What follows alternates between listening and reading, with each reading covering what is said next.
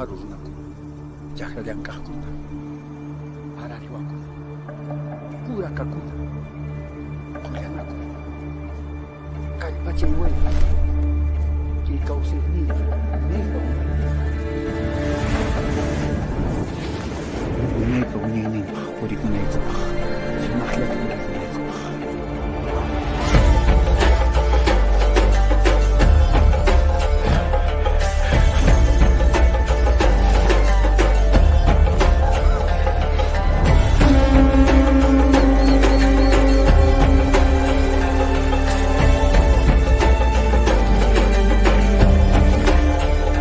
La Panaca Atayupanqui Pachacútec, asociación civil sin fines de lucro, reconocida e inscrita con partida 1122-9412, SUNAR, Perú, institución cultural histórica de la región que investiga, preserva, difunde y fomenta el desarrollo de nuestra cultura mediante la educación inclusiva e intercultural.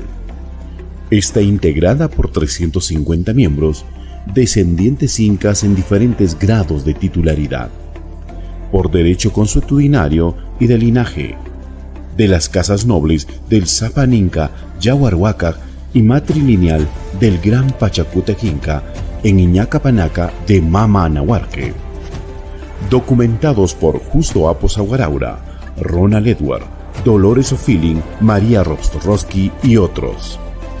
Nuestras actividades también están orientadas hacia la correcta gestión de los recursos naturales, la protección de la biodiversidad, preservación del ecosistema y del medio ambiente, con la responsabilidad de cooperar en las transformaciones que nuestra sociedad rural andina requiere para acceder a los derechos y la calidad de vida que todos merecemos.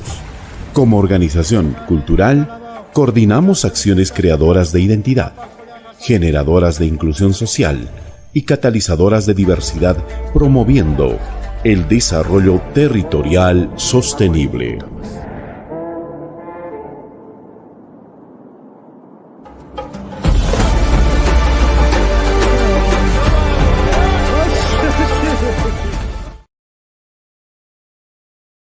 Buenas noches, bienvenidos a este ciclo de exposiciones virtuales por el 21 aniversario de la Panaca Atayupanqui Pachacútec. En esta oportunidad tenemos una invitada de lujo, tenemos la presencia de la doctora Cristina Herencia.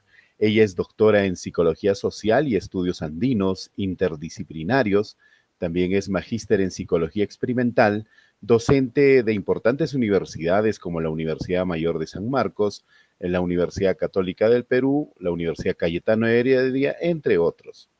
Implementó el primer proyecto nacional de educación bilingüe con lenguas originarias del Ministerio de Educación. También trabajó y ha generado textos escolares peruanos para la UNESCO. Ella es PhD del Instituto de Estudios Latinoamericanos de la Universidad de Texas en Austin. Actualmente promueve actividades públicas para restablecer el uso legítimo del runasimi o quechua y otras lenguas originarias, sobre todo la memoria histórica, la identidad social y cultural originaria. Hoy día vamos a tocar el tema muy interesante, por supuesto, que trata del liderazgo de las panacas de Cusco en acciones que restauren el runasimi. Querida Cristina, muchísimas gracias por ser una amante de nuestra cultura andina, una partícipe siempre, de estar constantemente con nosotros, de ser una aliada estratégica en todo este proceso. Bienvenida, esta es tu casa. Adelante. Hola, muchísimas gracias, José, por la invitación y en realidad yo doy gracias a los Apus Guardianes del Cusco por haberme llevado por el camino de encontrar a la Panaca y haberlos conocido a ustedes un poquitito a raíz del acercamiento mío al Cusco para iniciar un proyecto de protección de lenguas originarias lanzado desde el Cusco.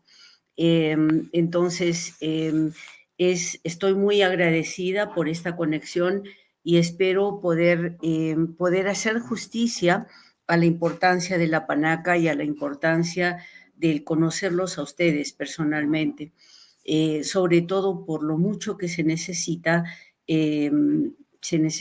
una labor conjunta y un liderazgo firme por parte de los descendientes comprobados, legítimos, de esa nobleza ancestral y nobleza no solamente de sangre, pero nobleza de espíritu que condujo al desarrollo de una de las más grandes expresiones culturales, no solamente del continente, sino del mundo, por sus logros, por sus valores hasta ahora vigentes y sobre todo en una situación política neocolonial en donde se necesitan resolver cuestiones indispensables para poder proceder en el futuro a la altura de ese legado, a la altura de esa responsabilidad que les incumbe sobre todo a ustedes, miembros de la Panaca Pachacútec y las otras panacas en el Cusco, que me dices tú, son en número de más o menos 8 o 9 que subsisten, que están allí en el Cusco, replegadas, pero alistando fuerzas, no solamente para establecer el hecho de que han resistido, están vivas, han depurado de su historia los vericuetos por los cuales tuvieron que atravesar para salvarse de la colonización,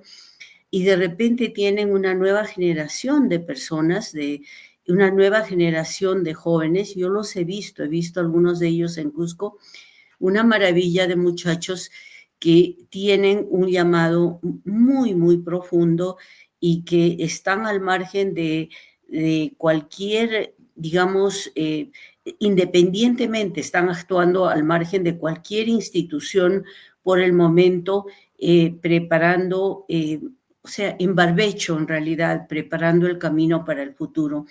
Esa semilla creo que se debe proteger, cultivar, porque es la que puede dar mucho, no solamente localmente al Cusco, sino a las otras naciones del resto del Tahuantinsuyo que están esperando también la palabra de Cusco, la palabra inca. Entonces, inca en el sentido más profundo el sentido semántico más profundo del idioma, el camino recto, justo, sabio, y el camino Inca Koya, en realidad, el camino también de la energía femenina representada por la Koya, por la esposa del Inca, que es la energía protectora de la vida no solamente humana, sino de la vida natural, de todo lo que alimenta el cuerpo y el espíritu. Entonces, en realidad es un honor poderles dirigir la palabra desde acá, desde Arequipa, que nosotros ahora en un pequeño grupo de información que no se sabe si va a sobrevivir o no, que se llama Contisuyo Identidad, estamos tratando de hacer algunas de las labores que están pendientes en todo el Tahuantinsuyo, y una de las principales es, como dije, la principal en realidad en mi punto de vista, es la conservación del idioma, es del Runa Simi, del idioma continental más amplio del continente, el idioma originario continental más amplio, que no hay otro lugar del continente en donde hayan sobrevivido tantos hablantes. Y como digo en algunas de mis presentaciones, el idioma, y lo dice una colega mía, la cual voy a citar posiblemente varias veces en esta presentación, Miriam Yataco, peruana de Ica y Ancash, del centro del Perú, defensora de lenguas originarias. Como ella dice, el Runa Simi, el quechua, no es solamente una lengua peruana, es una lengua que es una lengua subcontinental que se habla en 7 de 11 países del sur, del continente del sur. No la mayoría, no son la mayoría de hablantes, en 3 países prácticamente lo son, en Bolivia, en Perú y en Ecuador, pero en los otros países es hablado por varias naciones originarias, ahora marginadas por los estados respectivos, pero que están esperando una reconexión entre ellas, una reconexión vital que tiene que pasar por la ruptura con de los condicionamientos coloniales de cada uno de los países y sus diferentes estilos de imponerse, proseguir con el designio europeo occidental de silenciar para siempre la gran civilización andina. Entonces, lamentablemente, como todos ustedes saben, hermanos, el Perú, centro del Tahuantinsuyo, pero centro también del virreinato, es en este momento uno de los lugares más críticos en cuanto a defensa de territorio, de identidad, de cultura ancestral. Y bueno, eso felizmente se está resolviendo por cada vez mayor número de personas supuestamente mestizas que están dándose cuenta que las alternativas político-culturales y nacionales para la reivindicación, para la sustentación de la viabilidad del Estado nacional en el futuro del Perú y de los otros países del continente, no pasa por modelos occidentales, sino pasa por recuperación de raíces e identidad. Entonces, es una labor muy grande en la cual el rol del idioma es muy, muy importante. Entonces, mira, yo me siento solita acá, generalmente estoy conversando con 3 o 4 personas, extraño la compañía de un cuartito donde hablamos con varias personas o puedo ver a varias personas, pero sabiendo que están allí, pues conversaré con ustedes y cuando tengan preguntas, supongo que al final las escribirán, ustedes ya tienen el procedimiento para la reunión. Entonces podremos, más que yo exponer, conversar sobre el problema de la conservación del idioma y el rol. Estamos atentos y escuchándote. Tenemos a toda la panaca atenta a tu exposición. Qué lindo, qué lindo. Sería lindo verlos también, pero vamos a ver, me los imagino ahí y eso me alegra mucho el corazón. Entonces, hermanos queridos, el asunto es que primero hacer un recuento con ustedes de por qué estoy así como psicóloga social tan comprometida con la reivindicación del idioma y de la identidad andina. En primer lugar, como lo mencionaste en la presentación, yo no implementé el primer proyecto de educación bilingüe del Perú, que fue ideado por el presidente Juan Velasco Alvarado. Maravilloso, maravilloso hermano piurano que tenía el corazón de los pueblos originarios de Piura y que supo leer el sentir de todas las naciones originarias y al que debemos el único momento de dignidad y de saber que tenemos un futuro grandioso, especialmente rescatando la figura de José Gabriel Condorcanqui y Micaela Bastidas de la Gran Rebelión de los Andes, que por lo menos en ese momento despertó a la conciencia pública con una claridad enorme, porque hasta antes de él había habido unos 300 años, perdón, unos 200 años y 30 años, 230 años más o menos, de supresión más que explícita, implícita de toda información sobre la Gran Rebelión de los Andes. Entonces, el respiro que nos da el presidente Velasco es para es enorme porque implicó reconocer el momento más importante de la liberación de los pueblos del Ande, que fue silenciado y que tuvo que abrirse puertas por otro lado, por un supuesto descubrimiento de los archivos en Argentina y publicación en los años 40 y 50, pasando también por historiadores heroicos cusqueños. Estoy hablando de Francisco Loaiza y de Cornejo Buroncle, maravillosos, que rescataron el significado en algo de la rebelión de Tupac Amaru y Micaela Bastidas.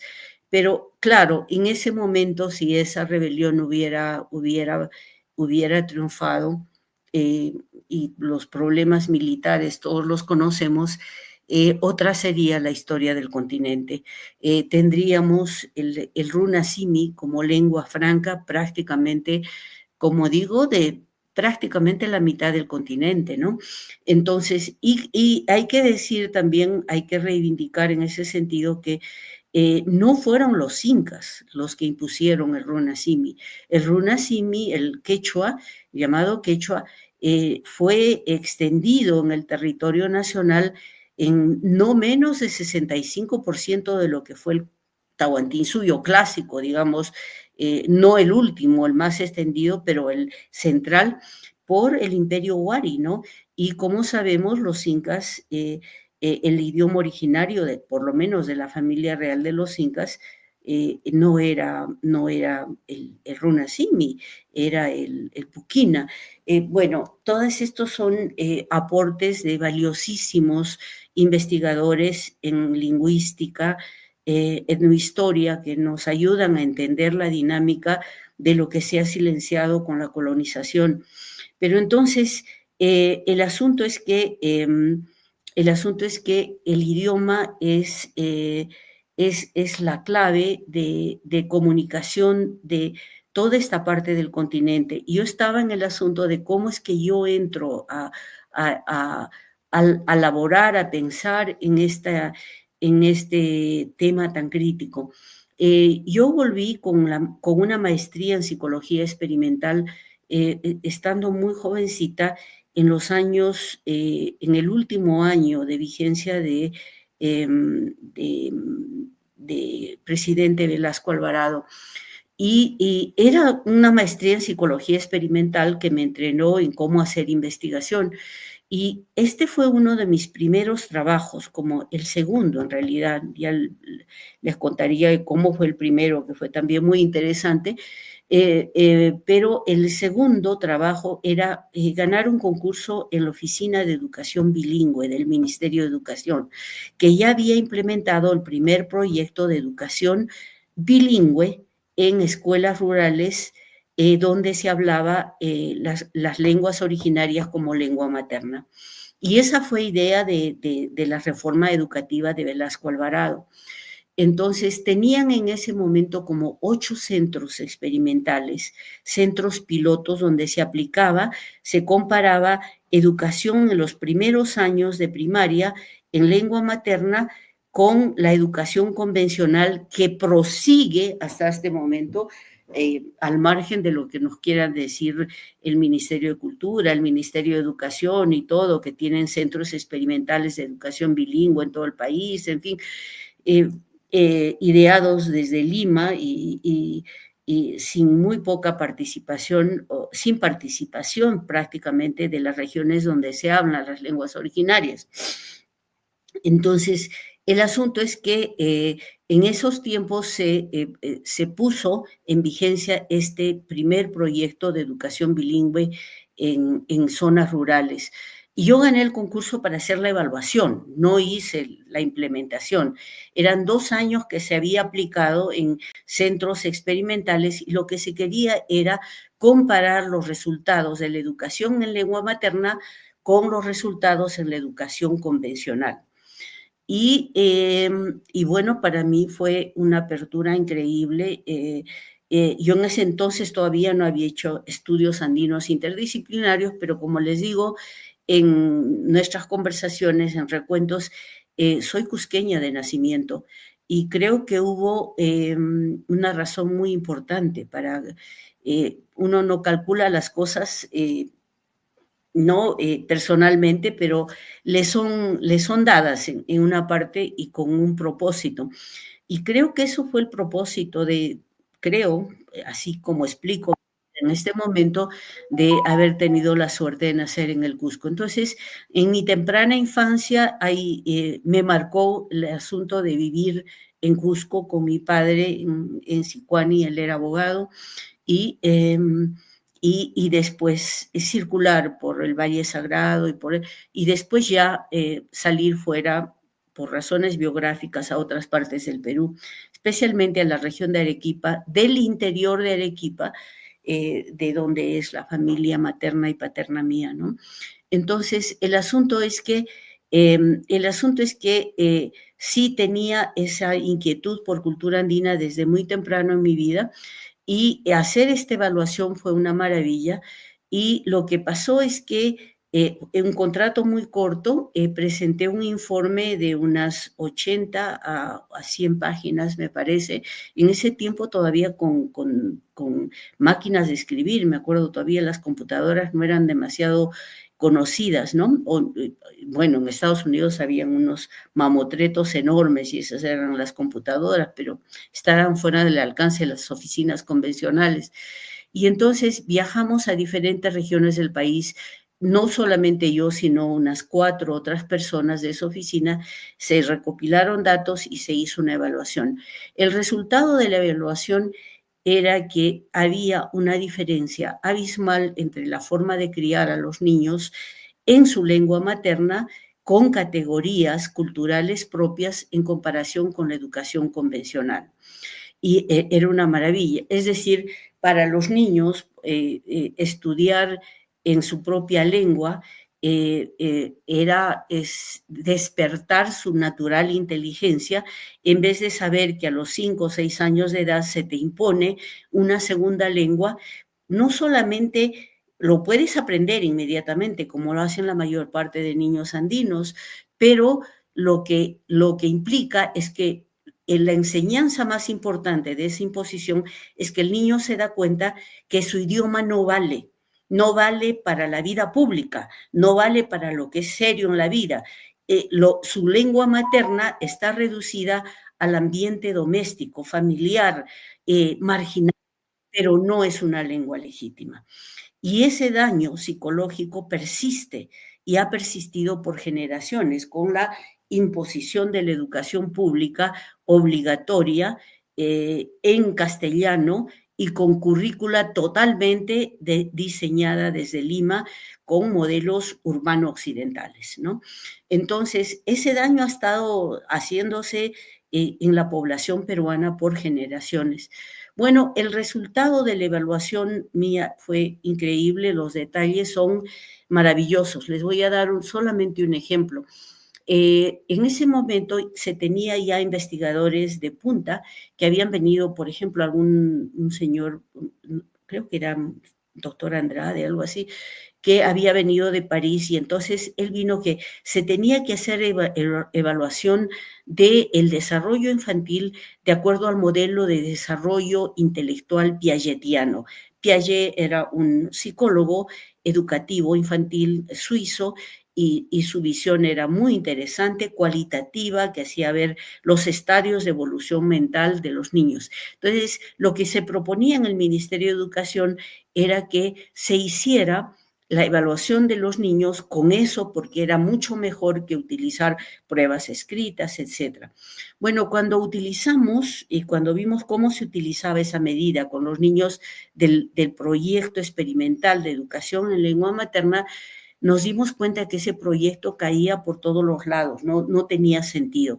Por ejemplo, evaluación del desarrollo motriz era que los niños se tenían que parar en un pie y tener balance levantando los brazos y tocarse con la mano derecha el pie izquierdo y viceversa, y entonces se pensaba que eran niños maduros. Bueno, los niños en la comunidad, no me acuerdo exactamente el nombre de la comunidad, pero era en la Cordillera Negra, en Ancash, donde me tocó a mí visitar la región para hacer la evaluación, el asunto es que los niños para venir al colegio tenían que caminar entre 1 hora a 2 horas y cuarto cada día para llegar al colegio, de ida y de vuelta. Y cruzaban por caminos empedrados, accidentados, precipicios, es decir, se levantaban muy temprano y llegaban allí. ¿Se imaginan cómo quedaba esa evaluación de desarrollo motriz en una comunidad con esa? Estos niños hacían maravillas ya en ese momento, eran superdotados en sentido. Después se evaluaba la madurez sensorial de los niños. Y la madurez sensorial de los niños se medía, por ejemplo, cómo se distinguen las figuras geométricas, el cuadrado, el triángulo, el círculo, etcétera, o los colores básicos, rojo, amarillo, azul, verde, etcétera, y blanco y negro al final. Bueno, esas formas son totalmente pensadas desde la conceptualización occidental. Y los colores también se perciben de acuerdo al tipo de cultura que tú tienes. Entonces, por ejemplo, para los niños andinos de esta comunidad, la distinción entre el amarillo y el rojo era muy tenue. O sea, el verde y el azul igual, o sea, era más pronunciado que en el caso del amarillo, pero es que los colores para ellos tenían más significativos, eran otras ondas digamos, de reflexión de la luz en los objetos. El morado, el rosa indio, el rosa ciclamen, los verdes. Entonces, tanto en las figuras geométricas como en la percepción de los colores, los niños no salían muy bien. Entonces salían menor de la norma urbana. De la norma urbana, desde niños aprenden estas figuras geométricas y de igual manera los colores. Entonces, bueno, esa medición todavía quedaba corta, pero después yo pensé que podría medirse mejor las aptitudes de los niños haciendo que los niños reprodujeran juegos libres en el momento de recreo. Y claro, los niños felices de salir de estar enjaulados en un lugarcito a corretear y a jugar a lo que sea. Entonces formaban grupos de niños pequeños de 4 o 5 personas, donde 5 o 6 personitas chiquititos y se inventaban un juego, ¿no? Y si era un aula de 50 alumnitos, entonces se tenía pues unos 7, 8 grupos que estaban haciendo. Y nosotros íbamos a cada grupo a preguntarles a los niños a qué jugaban y por qué jugaban y que nos explicaran todo lo que hacían. El júbilo de los niños era incomparable. Por ejemplo, y los resultados hasta ahora los recuerdo y cuando los relato ustedes los van a poder comprender el significado profundo que tienen, ¿no?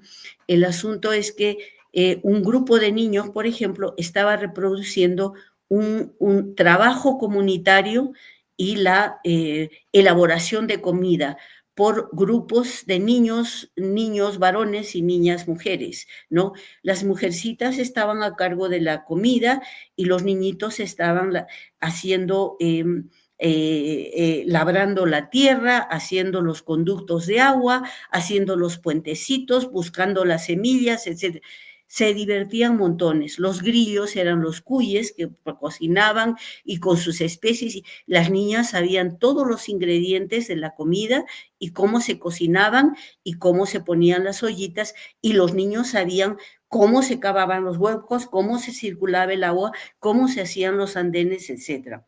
Toda esa enseñanza no era de ninguna manera válida para el sistema educativo formal.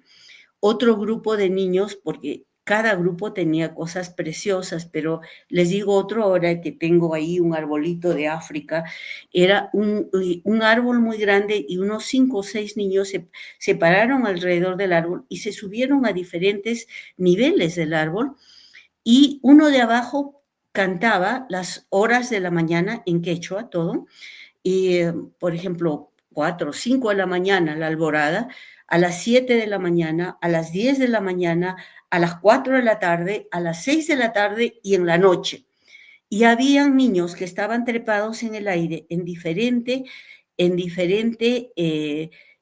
diferentes niveles que cantaban como los pájaros cantaban a esas horas determinadas, para decirles lo que era la percepción del idioma, perdón, de la cultura por los niños y cómo retenían esos detalles tan característicos del medio ambiente. Entonces, había un desfase tremendo entre la evaluación, aún concebida de una manera, digamos, progresista, moderna, con la vivencia cultural en los Andes. Estoy viendo la pregunta de la panaca ahí, ¿qué caracteriza el quechua con respecto a otras lenguas? Bueno, yo no soy lingüista y lamentablemente a mí se me quitó el idioma de niña, ¿no? O sea, se me encaminó a aprender el inglés desde muy pequeña y no aprender el quechua que me circundaba. Entonces yo siento eso como un despojo personal. Ahora, entonces, ¿qué caracteriza al quechua? Yo he tomado cursos de quechua como segunda lengua, pero nunca es lo mismo tomar un curso en una academia, en una universidad, que lo que es aprenderla como forma de comunicación natural, vivencial, real, ¿no? Pero ¿qué caracteriza la lengua quechua en comparación con otras lenguas? Es, primero, es una lengua, como saben, agregativa, que cambia mucho el significado de las palabras por los sufijos y prefijos que tienen, y tiene una plasticidad enorme. Lo que sí sé que es fascinante del quechua, que tiene que ver mucho con mi trabajo académico también, es que es una de las pocas lenguas que no tiene, que no marca diferencia de sexo para las personas o para las cosas. Entonces, se presta mucho menos a la discriminación sexual lingüística que ocurre, por ejemplo, en las lenguas europeas. Bueno, entonces, mira, no, como digo, no me pregunten preguntas específicas del quechua. Sé que hay como reconocidas por el Ministerio de Educación, hay por lo menos 3 matrices principales aquí en el Perú, pero una de las cosas que hay es que cuando el quechua de Ancash, por ejemplo, es muy diferente del quechua ayacuchano y el quechua del Cusco. Y también el quechua de otras partes del continente, no solamente en el Perú, el quechua de Piura y el quechua de Trujillo y el quechua de Amazonas, que se han dialectado con el paso del tiempo debido a la opresión socioeconómica y lingüística, el silenciamiento lingüístico que ha venido con la colonización. Entonces, si desaparece ese silenciamiento por opresión cultural, por la colonización, es posible que los hablantes del Runasimi, desde el sur de Colombia hasta el norte de Argentina, norte de Chile o mitad de Chile, como sea, puedan ellos mismos como hablantes resolver las diferencias. Entonces, eso de cuántos quechuas hay es una pregunta desde los centros hegemónicos del poder colonizante, que quieren controlar el quechua hablado por las bases y lo diferencian por sectores para manejar proyectos como el proyecto de educación bilingüe intercultural que propone el Ministerio de Educación. Entonces, bueno, el asunto es que yo les estaba contando de mi primera participación evaluando ese proyecto. Yo hablé de los méritos y las maneras de ampliar el proceso educativo, haciendo justicia a la cultura local. Y claro, yo era muy joven y entonces, y había mucho tiempo para hacer eso. Pero aunque no lo creen, o de repente sí lo van a creer porque tienen suficiente experiencia en el Perú, para saber que eso ocurre con frecuencia, los informes míos desaparecieron del Ministerio de Educación, de la Oficina de Educación Bilingüe y del Ministerio de Educación. y nunca más supe de ellos. Es esa frustración la que me ha empujado toda la vida, es la primera frustración tremenda de un trabajo maravilloso en el que yo vi la manera de resucitar el alma colectiva y defender el potencial de los niños del Ande, eh, y que me quedó ahí. ¿Qué pasó? Se silenció, después hubieron cambios políticos, después la reforma educativa se borró y después tenemos la educación convencional que ha evolucionado hasta la educación que se tiene en el presente, que no ha cambiado para mejorar, ha cambiado simplemente, como lo pueden dar como testimonio muchas personas, no para hacer justicia al entrenamiento de los niños a su talento, sino más bien apagarlo o derivarlo o canalizarlo. Pero eso es una cuestión política mucho más grande. Bueno, esa es la primera razón por la cual yo entro en el proyecto del idioma, es el silenciamiento que recibí después de esa primera evaluación. Y después han habido otras experiencias, les diré solamente dos. Una que es el haber hecho la disertación doctoral mía sobre interdisciplinaria. Entonces, una de las investigaciones es en antropología social sobre temas de identidad, otro es en historia y el tercero es en sociología política. Y en todos estos tres campos yo investigaba género en los Andes.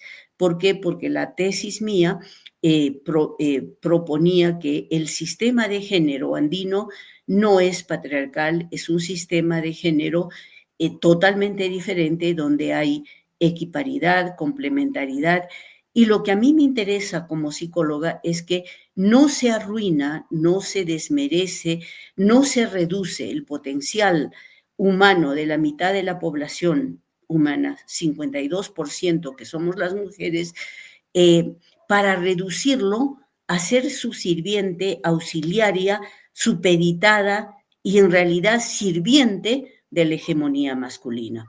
Que el sistema de género en los Andes es otra cosa. Y hay numerosas, muchas evidencias por el lado del estudio ideológico, etcétera, para hacer eso.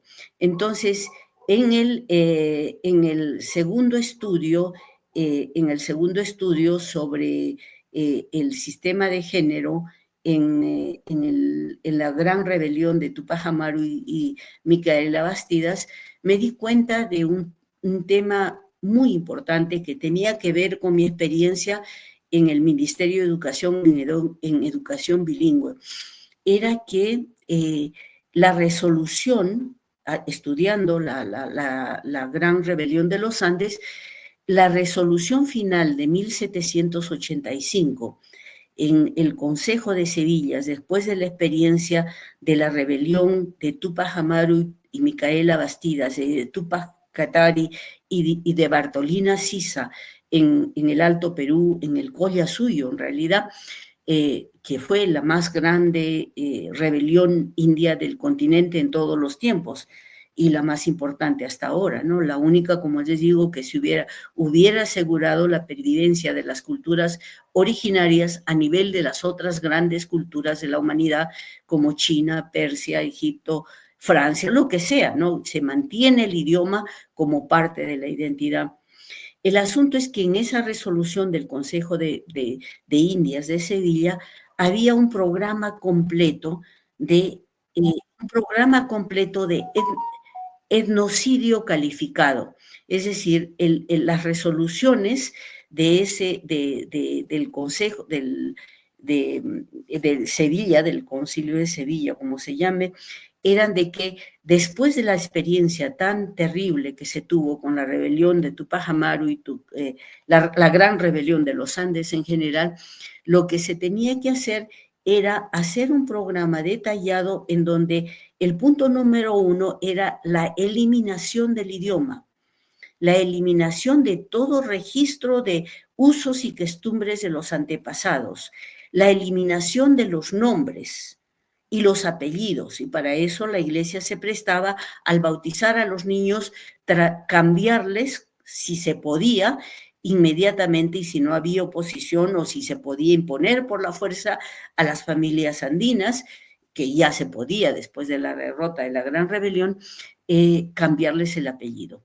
Y el asunto es que el objetivo principal era que esta gente, estos indios, nunca más se acordaran de la grandeza de sus antepasados y que en la medida de lo posible, todo puesto público, todo puesto de autoridad dado civilmente y por la Iglesia tenía que ser dado a personas hispanohablantes, a indios devotos, monaguillos, subsirvientes a esto, pasivos, a los cuales se pudiera manejar, prefiriéndolos a ellos que a personas que se resistían a dejar su lengua y su cultura. Lo más interesante de esta resolución del Consejo de Indias era una advertencia. Todo este programa se tiene que hacer cuidadosamente y no se hizo solamente para el Perú. Y lo que yo he estado tratando con colegas académicos, por ejemplo, de Guatemala y de México, es decir, cómo les afectó esa resolución del Consejo de Indias de Sevilla después de la rebelión de Tupac Amaru. Se decía, lo más importante es que los indios nunca se den cuenta de que estamos haciendo eso. Ellos tienen que olvidarse poco a poco de su cultura, de su lengua y de la grandeza de sus antepasados, porque si lo recuerdan, va a pasar peor que lo que ha pasado con esta reciente experiencia de José Gabriel Condorcanqui y Micaela Bastidas. Entonces, hubo un programa completo de genocidio, de etnocidio planificado, aparte del genocidio que ya se había dado primero con la invasión europea y en segundo lugar después de la derrota de la Gran Rebelión de los Andes, donde se mató prácticamente 85% de la población masculina del sur andino peruano, incluyendo Bolivia. Entonces quedaron las mujeres calladas en todos los idiomas, aterrados por la violencia con que se los había reprimido y manteniendo como podían las estructuras comunitarias, las estructuras culturales y la lengua hasta este momento. Entonces, si nosotros tenemos idiomas originarios en este momento, es principalmente por la fortaleza, el valor y la persistencia de las madres andinas que tuvieron que sostener todo este aparato civilizacional para que subsistiera en el futuro, ¿no? Esto es muy importante. Esta resolución del Consejo de Indias ocurrió escasamente 30 años antes de la declaración de la independencia del Perú. Y durante los 200 años de la República Peruana, ese mismo programa de eliminación de la lengua y de usos y costumbres que recordaran en cada parte del Tahuantinsuyo, de las múltiples naciones, de lo que se llamó imperio, que no fue imperio, sino una gran confederación de naciones del Tahuantinsuyo, esta resolución se ha llevado a cabo y se sigue llevando a cabo hasta este momento. En un momento en que los resultados son obvios. Cuando yo visité el Cusco en el 2022 al 2023 para ver si del Cusco se relanzaba un proyecto de recuperación del idioma, me enteré por las estadísticas básicas que solamente hacía 40 años atrás, 73% de la población de Cusco hablaba el quechua. Ahora hay menos de 30% de la población de Cusco que habla el quechua. Esto es en la capital del Tahuantinsuyo. Eso es un dato terrible. Y ahí no hay, lo de la Academia Real de la Lengua y real, además, no se sabe por la bendición de qué rey habrá sido esa realeza, ¿no? El asunto es que la Academia de la Lengua y todo sirve sobre todo a visitantes extranjeros o a alguna gente que tiene buen corazón y se enternece y dice, bueno, voy a tomar un cursito de quechua. Pero cuando un idioma está desmerecido, menospreciado, marginado, vilipendiado, no hay muchos adeptos a aprender la lengua. Eso es lo que me decían en Quipu, por ejemplo. Sí, tratamos de enseñarlo, pero no hay pues gente interesada en aprender el quechua.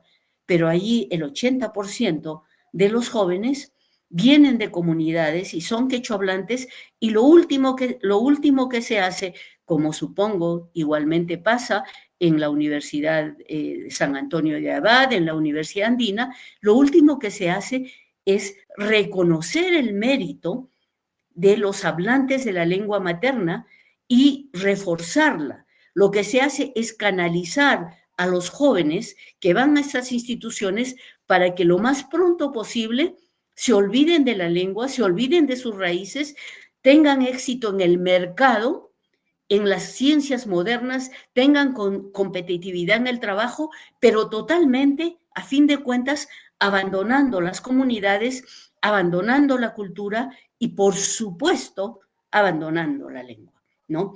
Entonces, eso implica lo que a mí me llevó a ir al Cusco, a confirmar lo que dice la UNESCO, que en el 2013, cuando era observadora del Foro Permanente de Pueblos Indios, que dijo, el país que tiene la amenaza de hacer desaparecer la lengua como lengua viva en Sudamérica, el país grande, de considerable cultura originaria, es el Perú, porque lo que les había dicho ya muchas veces, los únicos que hablan la lengua son personas mayores de 65 años, 60, 65 años, y lo hablan fluidamente porque fue su lengua materna, pero esa generación no transmite la lengua a personas de 40, 45, 50 años, que han migrado a las ciudades o que viven vendiendo artesanías en Cusco y muy bien hablan quechua un poquito con sus padres,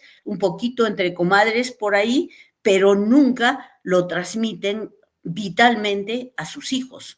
Y sus hijos, adolescentes y niños, de ninguna manera tienen el idioma. Y está pasando en todas las regiones del país. Entonces, si se muere la generación que tiene 65 para arriba, como todos nos vamos a morir dentro de unos pocos años, no sé, el asunto es que no quedan hablantes de lenguas originarias vitalmente y queda una generación que sí, que no, que lo hablo, pero no, pero mi papá lo hablaba, mi mamacita, y yo lo entiendo, pero no lo uso y no sé ni qué son, y los niños no tienen ni idea. Entonces, lo que yo planteo con este acercamiento a acá, Pachacútec y a todas las panacas de Cusco es, hermanos, ustedes tienen la autoridad moral, la autoridad histórica que les da su ascendencia, el encargo que les dieron sus mayores. Ustedes pueden ejercer esa autoridad en servicio de la conservación del idioma, porque la otra alternativa es que reconozcan que en este país que tiene 2/3 de población fundamentalmente andina y que 1/3 de los cuales se le ha empujado a mestizarse y a olvidarse del idioma, pero puede recuperarlo. Y 1/3 todavía es hablante principal de lenguas originarias. Ustedes pueden hacer que no se extinga ese último tercio que habla como lengua materna y que todo el Perú, que es fundamentalmente de ascendencia originaria, somos por lo menos 85% indígenas, con genes ADN indígena, nada de 50% blancos, 50% mestizos. Lo único que tenemos es colonización que se nos ha metido por todos los sentidos a través de todo el proceso educativo formal y la necesidad de sobrevivir en un país colonizante y colonizado. Desde Velasco no ha habido una alternativa. Entonces, el asunto es que la mayor parte de la población que se da cuenta que hay necesidad de alternativas en el Perú, de una soberanía subjetiva, de un replantear la conexión vital con con raíces, pero no raíces en el aire. Las raíces se expresan en un modo de producción determinado, en una forma de concebir la sociedad, en una forma de concebir las relaciones sociales, las relaciones entre la gente, los valores que implican. Entonces, que esa población que tiene todo ese legado milenario de 10 siglos, de 10.000 años de evolución continua en el continente, que esta población en estos años no se rinda y no diga, ya pues ya nos derrotaron, ¿no? Estamos felices porque una vez que se quita el idioma, se quita el espíritu colectivo de generaciones de padres nuestros, padres, madres nuestras, que han vivido en estos territorios, que lo han hecho un paraíso en términos de producción alimentaria, un paraíso en términos de bienestar, y que puede divulgar esos mensajes al futuro. Pero sobre todo, el lenguaje es el trabajo colectivo de múltiples generaciones a través de milenios. El pensamiento es el lenguaje internalizado, como decía Vygotsky. Entonces, si nosotros no utilizamos el lenguaje como pretende la nación criollo mestiza en el momento de reducir eso al uso familiar, doméstico, hasta que los niños lleguen al colegio, los bebitos, y de inmediato se les empuje a hablar la segunda lengua y se les dice, bueno, tu lengua no vale nada y solamente vale la lengua occidental, europea y todo el asunto. Lo que se está haciendo es vaciando el contenido colectivo que le pertenece a esos niños, como a mí me pertenecía el quechua cuando era niña, como patrimonio, como capital cultural de base sobre la cual puedo aprender 100 idiomas, pero la base mía es mi idioma materno. Pero cuando se me quitan eso, hago como que ya estoy abierta a que cualquier influencia extranjera se meta en mi cabeza y me dirija por un lado o por otro, porque ya no existen las categorías ni los conceptos de los pueblos originarios forjados a través de miles de años. Entonces, este es el reto que yo planteo a las panacas de Cusco. Ustedes tienen la autoridad moral para abocarse a ese idioma, abocarse a la defensa del idioma, no solamente, digamos, estar entrampados en cualesquiera cosa, la dinámica microprovincial, medio colonizada, medio subordinada, medio alzada por influencias turísticas y dinero que les viene ahí, sino que vean la importancia que tienen las panacas a nivel prácticamente continental. Porque si un miembro de una panaca va a una comunidad de Piura, remota en Piura, como acaban de visitarme 2 niñas maravillosas de la nación Tayán y de otra provincia del interior de Trujillo, entonces es como devolverles la vida, devolverles sentido a lo que da, porque la autoridad central del Cusco, del Inca y de Pachacútec, por encima de todos, el gran Pachacútec, no era servirse de los otros, era servir al bienestar colectivo, darle la vida. Entonces hay que retomar ese rol en términos lingüísticos. Entonces, bueno, esa es la segunda experiencia mía que tuvo que ver con la rebelión de Tupac Amaru, el edicto para declarar el etnocidio continuo y la desaparición de la memoria colectiva de estos pueblos originarios para que nunca más recuperen el sentido de su grandeza, de su importancia, de lo que han contribuido en el mundo, ¿no?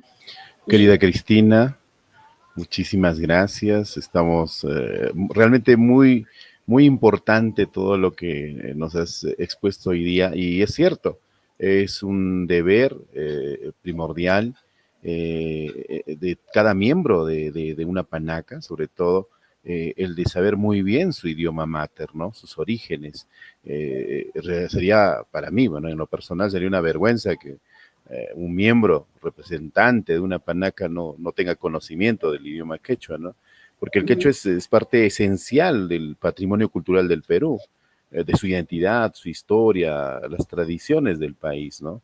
Es un idioma Exacto. realmente, y justo cuando vi las preguntas de algunos miembros, alguna vez un autor dijo que había identificado 8 tipos de quechua solamente en el Perú, ¿no? Ujú. Fundamental. Bueno, el tiempo nos ha ganado un tema muy interesante, yo sé y espero que podamos tener una segunda reunión. Muy agradecidos también contigo por tu tiempo, por apoyarnos siempre. Me encantaría tus palabras de despedida quizá. Bueno, mira, como ves, no sabía exactamente el tiempo que disponía, que es una hora nada más, y pensaba que habría posibilidades de algunas preguntas, pero supongo que tengo que esperar para que eso llegue en algún momento. Y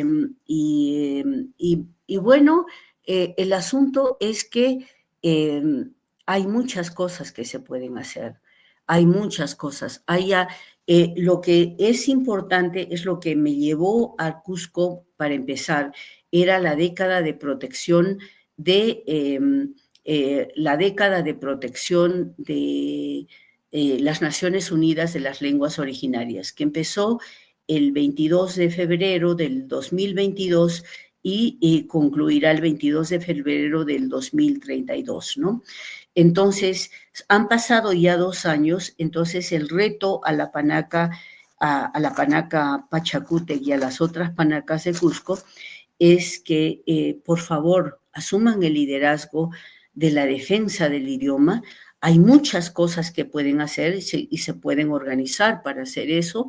Yo siempre estaré en ese propósito totalmente a su servicio y que todavía hay 8 años para el 2032. Han pasado 2 años de esa década de protección de lenguas originarias donde todo el mundo, aparte de estar contemplando los desastres en el Medio Oriente y todo el asunto, pero existe y también, dada la validez o no de la autoridad de la ONU, pero es el único organismo mundial que funciona, el asunto es que hay 8 años hasta el 2032.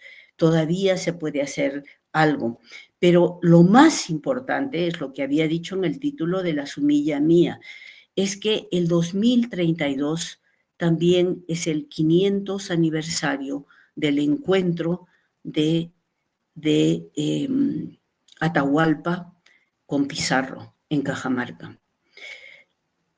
Lo que a mí me gustaría es que hubiera una labor tan grande, tan comprometida desde el centro del Tahuantinsuyo y de repente el centro del Tahuantinsuyo no lo va a llevar. Estoy viendo las preguntas que surgen aquí en La Panaca, que son elementales, querido Watson, ¿no? O sea, si va a vivir el quechua, no va a vivir. No, de repente el quechua no va a recuperar vigencia desde el centro del Tahuantinsuyo y el Cusco. Sería una pena, eso es lo que hemos pensado todos, sino de repente desde la periferia. Pero lo que sería lindo es que en el 2032 pudiéramos marchar a Cajamarca como naciones originarias diciendo no han logrado quitarnos el idioma. El idioma sigue vigente, el idioma ha crecido y se puede hacer, no es imposible. Y hay muchas estrategias que se pueden tomar para eso, pero en una hora no se pueden cubrir todas ellas. Creo que lo más importante de la ponencia mía ahora es decirles lo serio que es el asunto. No es de jugar, porque lo que si no recuperamos el idioma, lo que estamos diciendo es el hecho está cumplido, o sea, nos declaramos vencidos para siempre, nos han eliminado, ya no hay cultura, ya no hay identidad, pueden hacer con nosotros lo que quieran.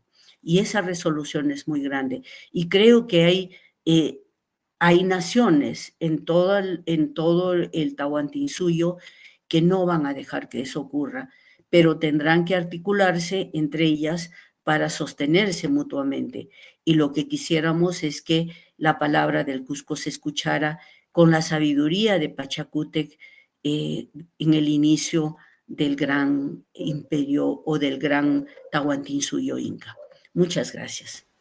Gracias, Cristina. Te transmito como pregunta final, siempre algo constante que surge en la familia.